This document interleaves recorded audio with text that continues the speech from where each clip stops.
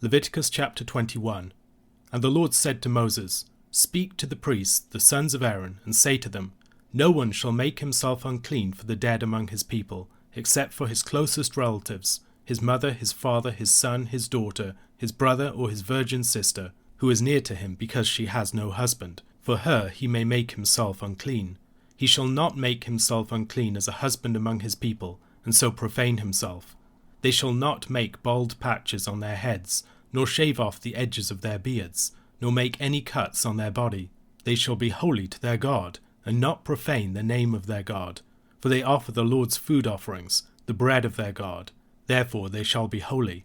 They shall not marry a prostitute or a woman who has been defiled, neither shall they marry a woman divorced from her husband, for the priest is holy to his God. You shall sanctify him, for he offers the bread of your God. He shall be holy to you, for I, the Lord, who sanctify you, am holy. And the daughter of any priest, if she profanes herself by whoring, profanes her father, she shall be burned with fire. The priest who is chief among his brothers, on whose head the anointing oil is poured, and who has been consecrated to wear the garments, shall not let the hair of his head hang loose, nor tear his clothes. He shall not go in to any dead bodies, nor make himself unclean, even for his father or for his mother. He shall not go out of the sanctuary, lest he profane the sanctuary of his God, for the consecration of the anointing oil of his God is on him. I am the Lord. And he shall take a wife in her virginity, a widow or a divorced woman, or a woman who has been defiled, or a prostitute. These he shall not marry. But he shall take as a wife a virgin of his own people, that he may not profane his offspring among his people. For I am the Lord who sanctifies him. And the Lord spoke to Moses, saying, Speak to Aaron, saying, None of your offspring throughout their generations who has a blemish may approach to offer the bread of his God. For no one who has a blemish shall draw near, a man blind or lame, or one who has a mutilated face or a limb too long, or a man who has an injured foot or an injured hand, or a hunchback or a dwarf, or a man with a defect in his sight, or an itching disease, or scabs, or crushed testicles. No man of the offspring of Aaron the priest who has a blemish shall come near to offer the Lord's food offerings. Since he has a blemish, he shall not come near to offer the bread of his God. He may eat the bread of his God, both of the most holy and of the holy things, but he shall not go through the veil or approach the altar, because he has a blemish, that he may not profane my sanctuaries, for I am the Lord who sanctifies them.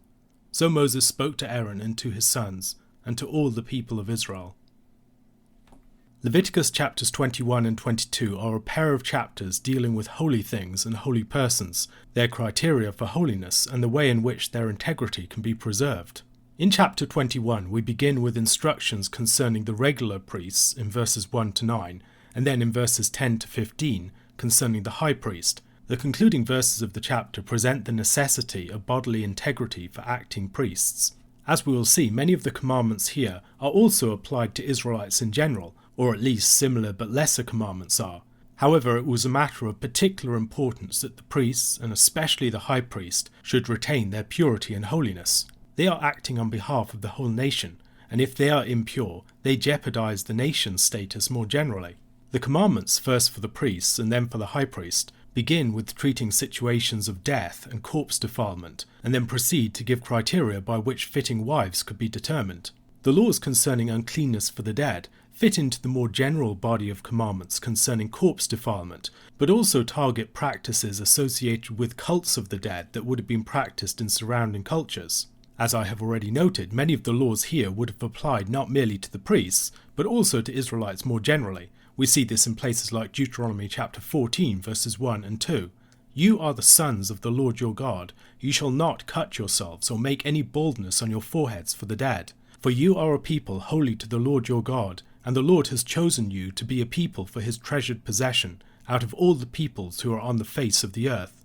This passage in Deuteronomy chapter 14 is given in the context of an exposition of the third commandment. Israel bears the name of the Lord, and the people, like the priests, are holy to the Lord and must not be a people marked out by the marks of death.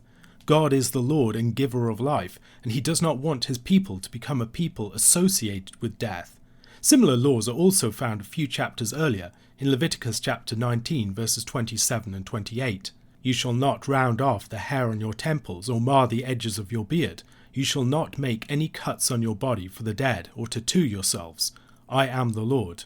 As Israel is a holy people, they need to be set apart from death and its defilement. We should consider the laws addressing corpse defilement in places like Numbers chapter 19 verses 11 to 13. Whoever touches the dead body of any person shall be unclean 7 days. He shall cleanse himself with the water on the 3rd day and on the 7th day, and so be clean. But if he does not cleanse himself on the 3rd day and on the 7th day, he will not become clean. Whoever touches a dead person, the body of anyone who has died, and does not cleanse himself, defiles the tabernacle of the Lord, and that person shall be cut off from Israel, because the water for impurity was not thrown on him. He shall be unclean. His uncleanness is still on him. The priests are forbidden to make themselves unclean for the dead among their people, but exceptions are made for their closest blood relatives, mother, father, son, daughter, brother, or virgin sister. The surprising exception to this list, of course, is the wife, and verse 4 says he shall not make himself unclean as a husband among his people and so profane himself. The interpretation of this verse has long been challenging, on account of its unusual wording and grammar, not merely because it seems to make what is a very surprising statement.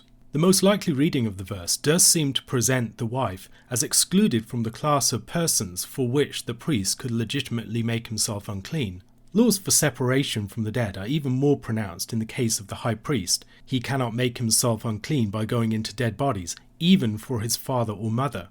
This separation from death is important because the high priest's holiness was part of the means by which he was able to serve and to ensure that the sins of the people were dealt with. A severely unclean high priest might precipitate a minor crisis.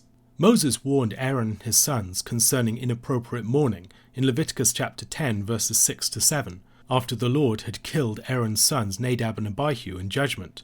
And Moses said to Aaron and to Eleazar and Ithamar his sons, Do not let the hair of your heads hang loose, and do not tear your clothes lest you die, and wrath come upon all the congregation. But let your brothers, the whole house of Israel, bewail the burning that the Lord has kindled. And do not go outside the entrance of the tent of meeting, lest you die. For the anointing oil of the Lord is upon you. And they did according to the word of Moses. A priest or high priest mourning in the holy place would bring the wrath of the Lord upon the whole of the people, because they were representing the entire nation.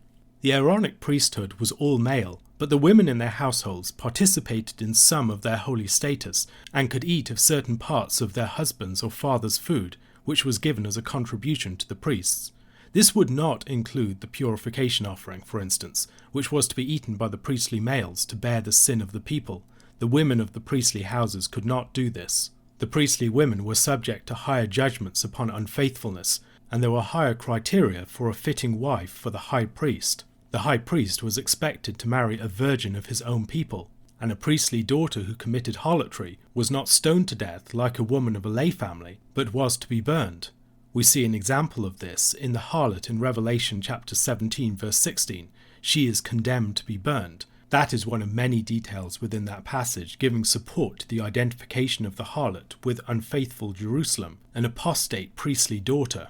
In addition to keeping the priest separate from the defiling cult of death and association with the uncleanness of death, these laws concerning marriage ensured the holiness of the seed of the priests. The final section of the chapter, in verses 16 to 24, addressed the need for physical integrity for the acting priests. Priests who were disabled or blemished were permitted to participate in the holy food that was given to the priests, but they could not serve in the holy place or at the altar. We should observe the very close parallels between the laws concerning the physical integrity of the priests and the laws concerning the physical integrity of animals in the chapter that follows, paired with this one. In verses 22 to 25 of that chapter we read, Animals blind or disabled or mutilated or having a discharge or an itch or scabs, you shall not offer to the Lord, or give them to the Lord as a food offering on the altar. You may present a bull or a lamb that has a part too long or too short for a freewill offering, but for a vow offering it cannot be accepted. Any animal that has its testicles bruised or crushed or torn or cut, you shall not offer to the Lord. You shall not do it within your land.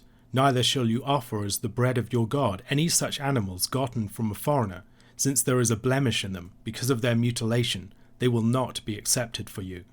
The importance of those approaching the presence of God being without blemish is best understood in terms of the analogy between physical integrity and moral integrity. Of course, physical integrity is not proof of moral integrity, far from it, but it does serve as a powerful symbol of it. A question to consider: how might the analogy between the priests and the sacrifices that are brought near to the presence of God help us better to understand part of the meaning of both priesthood and sacrifice?